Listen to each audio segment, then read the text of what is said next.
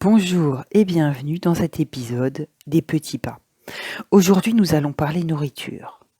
En effet, dans l'Ayurveda, on dit Sarvam Anam. Sarvam Anam, en sanskrit, nous indique que tout est nourriture. En partant de ce principe, je vous propose une trilogie dans les petits pas. Un premier épisode aujourd'hui sur la nourriture du corps. Nous verrons ensuite la nourriture du cœur et enfin la nourriture de l'esprit. Alors quand on parle nourriture, évidemment la première pensée que nous avons, c'est la nourriture du corps, celle que l'on ingère pour revitaliser, pour nourrir, pour énergétiser notre corps physique. Comment donner du soin, comment prêter attention à ce que nous ingérons pour rester en bonne santé ou garder l'équilibre et continuer sur un chemin avec un corps physique en pleine santé, pleinement vitalisé pour avoir un système immunitaire efficace et une bonne réponse aux agressions extérieures, ainsi qu'une sensation d'énergie, de vitalité et de bien-être à chaque instant. Tout d'abord, nous pouvons veiller à la qualité de l'aliment, nous intéresser à la qualité de l'aliment. Pour commencer, quel est l'aliment que j'ingère ? S'agit-il de végétal, d'animal ? Est-ce que je suis OK avec le chemin de cet aliment ? Je peux regarder ensuite où est-ce qu'il est cultivé, comment est-ce qu'il a été cultivé. Par exemple, s'il s'agit de végétaux, de fruits ou de légumes, de céréales également, je peux m'intéresser à où est-ce qu'il a été cultivé. Est-ce que ce sont des fruits ou des légumes qui ont été cultivés en terre, hors sol, dans des champs de coton, dans un environnement naturel, avec ou sans pesticides, dans des champs de culture intensive. Ainsi, je m'intéresse à ce que j'absorbe. Quelle est la mémoire de l'aliment ? Quelle est l'information pure et dure de l'aliment qui rentre dans mon corps ? Et ainsi, comment est-ce que je nourris réellement mes cellules, mes muscles, mes os, etc. Est-ce que je ramène là des choses qui me vitalisent ou est-ce que je ramène là des choses qui demandent à mon système de se défendre contre des agressions chimiques, par exemple, ou tout à fait vides de vitalité et d'éléments qui va me donner de l'énergie. Ensuite, si c'est un animal, si vous mangez de la viande par exemple, je peux m'intéresser à l'histoire de cet animal. Comment est-ce qu'il a été élevé ? Est-ce que c'est un animal d'élevage ? Est-ce que c'est un animal sauvage ? Est-ce que c'est un animal qui a été élevé dans une ferme ? Comment est-ce qu'il a été tué ? Est-ce que c'est un animal qui a été tué dans la violence ? Est-ce que c'est un animal qui a été tué en rituel ?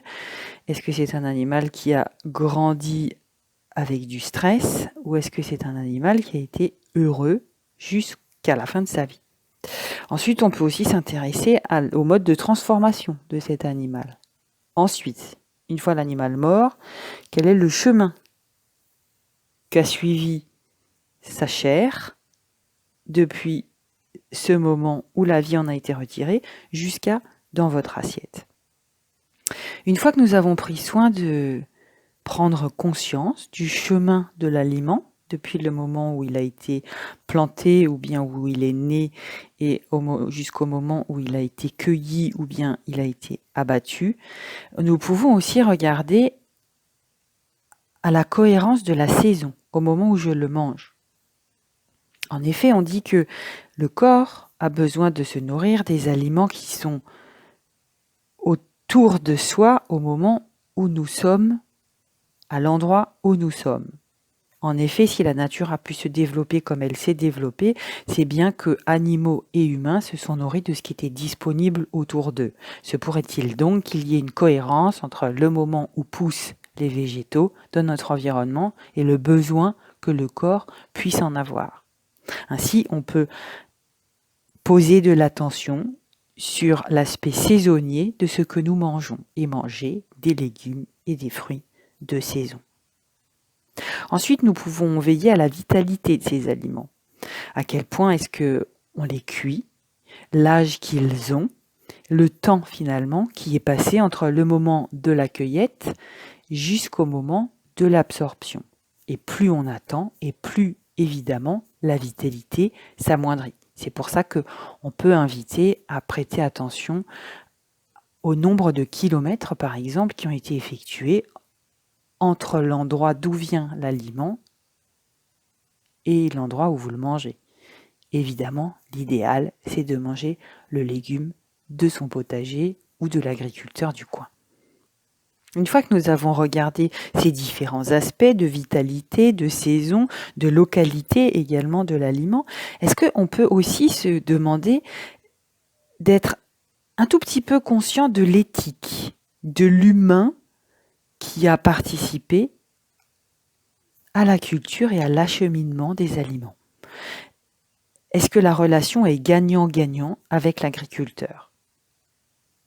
Est-ce que le réseau que je finance en achetant mes aliments dans tel ou tel endroit est un réseau pour lequel je suis d'accord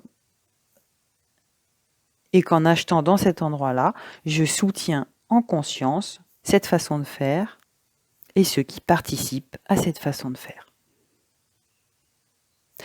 Nous voilà donc un petit peu au courant de la qualité de nos aliments. Ensuite, pour nourrir son corps en conscience, il s'agit aussi de quantité.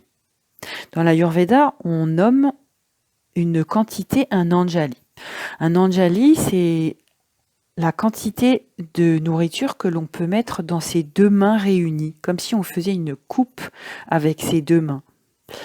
Quand on referme cette coupe avec ses deux mains, imaginez, ou faites maintenant avec vos deux mains une coupe, tous les bords externes des mains reliés, les pouces fermés sur les index. Vous avez ici maintenant la coupe vers le bas, vous refermez la coupe vers le haut, et ça fait à peu près la taille d'un anjali dans l'Ayurveda. Donc nous avons tous une quantité propre et individuelle d'aliments à ingérer. Dans l'Ayurveda, on recommande pour le repas du matin de manger un anjali, donc une bonne quantité de nourriture pour bien remplir son estomac et donner de l'énergie pour la journée.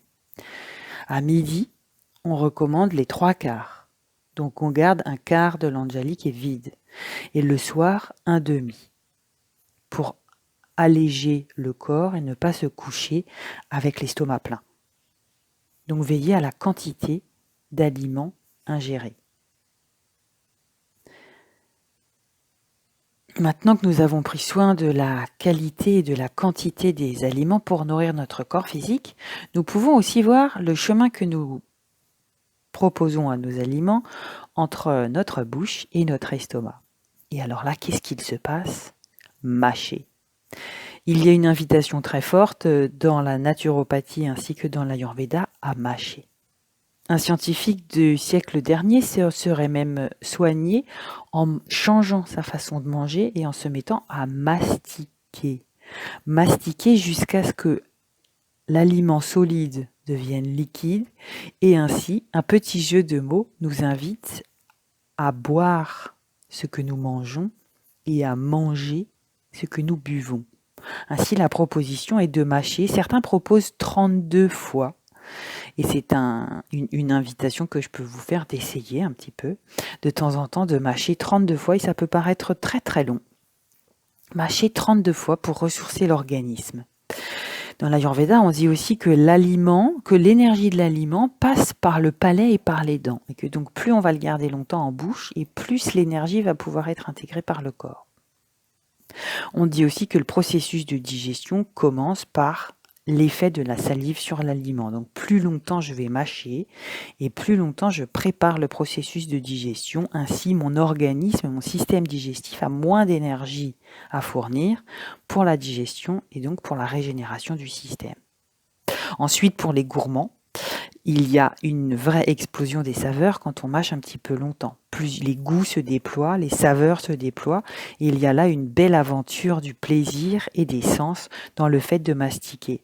Également, on peut percevoir les goûts agréables et désagréables et avoir l'information de la possibilité de se régénérer avec l'aliment. Quand on mâche un petit peu et qu'on se rend compte que la matière ou le goût deviennent désagréables, se pourrait-il qu'il y ait là une information que le corps nous donne de dire peut-être que ce n'est pas un aliment qui est bon pour toi maintenant, ou bien simplement qu'il a une mauvaise qualité. Et ceci, nous pouvons l'appliquer également à l'eau et aux liquides que nous ingérons. Rappelons-nous du travail de Emoto. Je vous donne les informations en commentaire.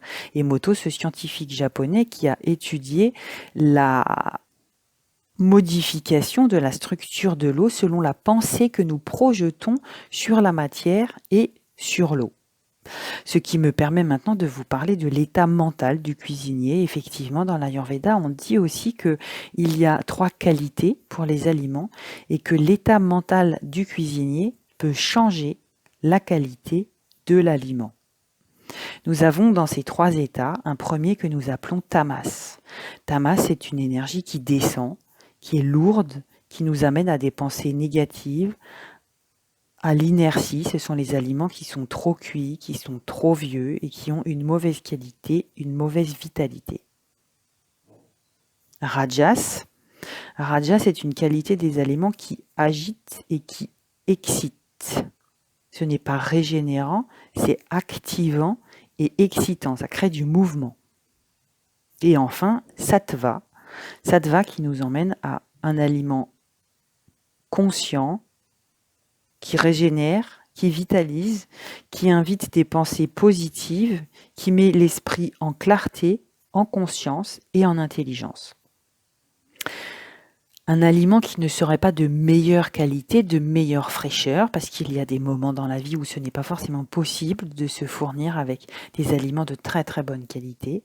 Un aliment qui n'est pas forcément d'une qualité extrême peut être remonté en vibration par l'état mental, l'état vibratoire, l'état de pensée de la personne qui cuisine, ainsi que la personne qui le mange. Ainsi, et pour finir, on pourrait se rappeler du bon goût du gâteau de notre grand-mère, qui n'était pas forcément issu de l'alchimie d'aliments ou de matières premières d'une extrême qualité ou d'une extrême fraîcheur, mais qui a été informé par toute la volonté de faire plaisir, tout l'amour, toute l'attention de cette grand-mère vers les gens pour lesquels elle cuisinait son gros gâteau. Alors je vous souhaite bon appétit.